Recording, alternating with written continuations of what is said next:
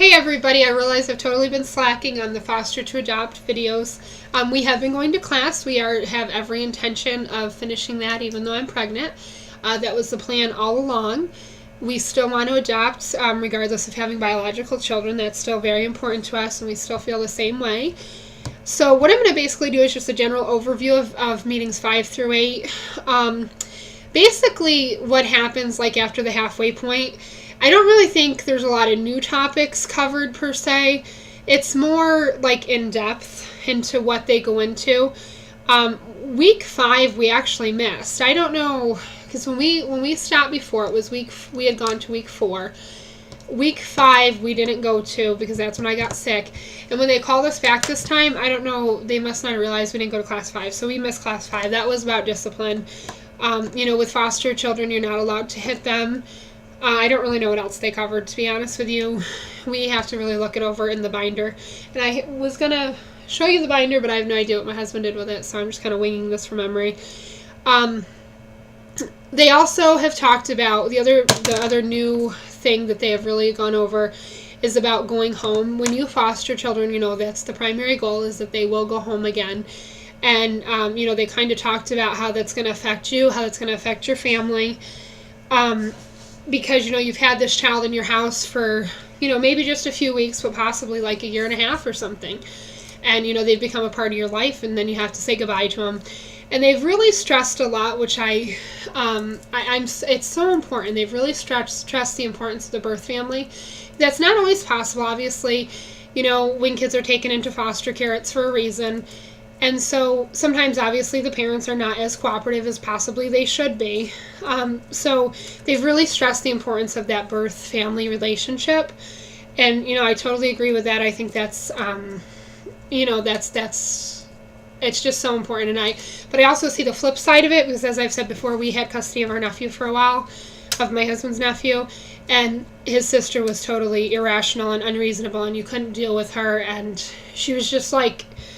So I know how it can be. I don't have any idolized version of how wonderful, we'll have this wonderful relationship with the birth family, which it may happen.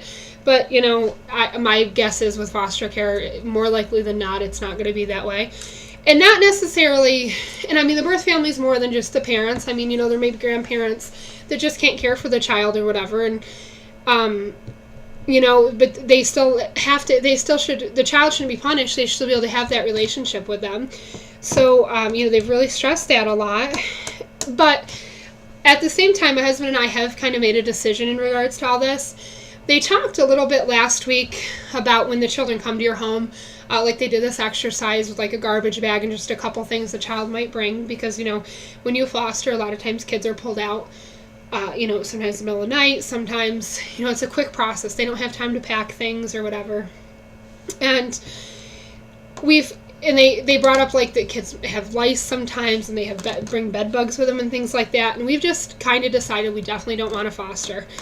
Right now with, the baby coming and everything, I just don't think that that's something that we can do at this time.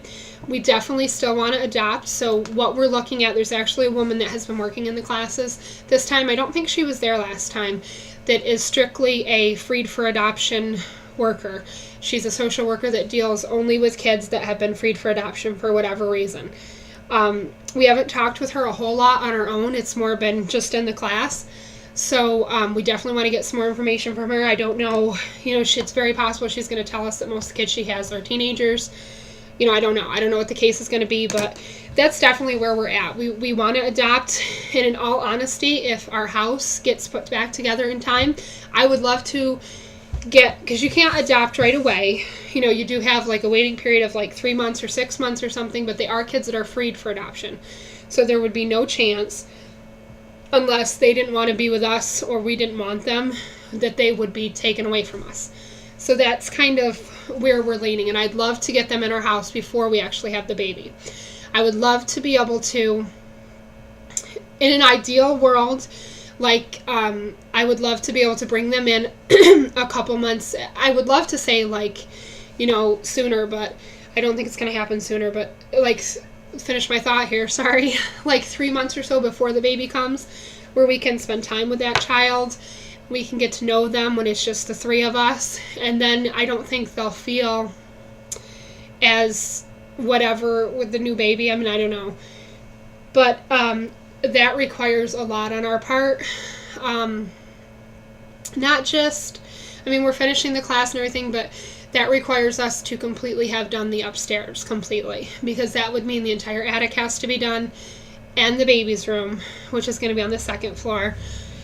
And I just don't know if that's going to be feasible. Maybe, God willing, it will be, but I don't know. So basically, we're just going to go ahead and go ahead with everything. The home study, we've talked about this a little bit before. The home study is going to be fine to, start and everything. They can work on that process, and then obviously they would just have to okay everything once the attic is done. I don't think we can wait a terrible long time, though, because I'm sure that there's some kind of limitation how long the class is good for, because there's somebody in the class this time that has already been a foster parent, so obviously the certification expires at some point. I don't know exactly when it is.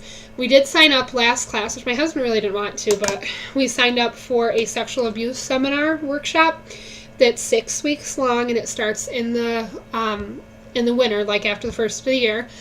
And it's not that like he didn't think it was a good idea or anything. He's kind of in panic mode about the house, and he's worried about the time that it's going to require for him to finish it. So, but it is required. They did make a point to say it's required to foster. They did not specify to adopt, and I don't know if it's because it's not required to adopt. I'm almost guessing it's not. But a lot of times they refer to fostering because obviously that's where the push is. The push is to foster kids. So,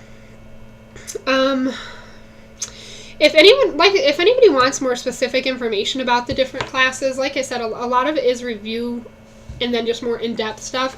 They talked a little bit more about loss, they constantly throughout the classes have you kind of simulate what it would be like to be a child that's being taken away from home. Like they had us write like on 5 different sticky notes, 5 things that we were connected with that were very important to us. And I wrote like family, my dog, I can't remember what else. But they had you pick one thing that you'd be willing to sacrifice and to throw it on the floor. And then they just have you keep going down and you experience what it's like for that kid. And, a lot of times when they go into foster care, they come and they get them and they have a few minutes to pick, a few things to take with them. And it's just so sad. It's so sad. And I really feel like this experience, the trying to conceive journey as well as the foster care, it's definitely going to make me a better parent. I mean, so many people in this world just get pregnant and they treat their kids so horribly. And I just pray to God that I never forget exactly what it felt like to try for 4 years and never ever conceive. And I pray I never forget what it felt like to see that I had a positive pregnancy test. I pray that anytime I get angry with my child, anytime I'm disappointed in them, anytime, I want to overreact, I pray that I remember that, because so many times I think people take their kids for granted. And I hate, and I'm sure a lot of trying to conceive couples are the same way, I hate to hear people talk about like their kids, like, oh, I get to be kid-free this weekend, or I just hate that. I hate to hear that. Like, I'm sure that sometimes you may feel that, like, you need a break or whatever, but trust me, people without a break would kill for kids, even the noisiest, loudest, obnoxious kids, they would kill for that. So, just remember that. The other thing that happened in the class, which was kind of interesting, is they talked, and this, again, applies to just general parenting. They talked about, and I've read a little bit about this in the pregnancy books, about how, like, dads can become jealous when it's just been you two. And then they talk about it in regards to foster care and adoption, where kids come in and, there starts to become problems between the parents because, the dad feels like neglected or whatever. They talked a little bit about that, which is, that's interesting. I think it's so important to still maintain a marriage, and I've said before, I mean, that's one of the main reasons why we will not co-sleep. We plan to have our baby in like a bassinet in our room for the first few weeks, but after that they absolutely will sleep in their crib, because I think that it's important to maintain a marriage, and I think the bedroom needs to stay a place, of intimacy and a place that is, marriage based. If you have any other questions on the classes at all, I can't really remember anything else that was said. If I had the binder, it'd be a little bit easier, but I don't have a clue what my husband did with that.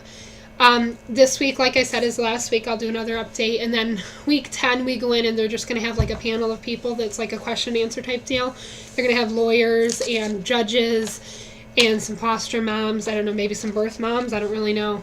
But that should be interesting. And then we move on to like the home study process. So hope everyone's having a great week. Talk to you later. Bye.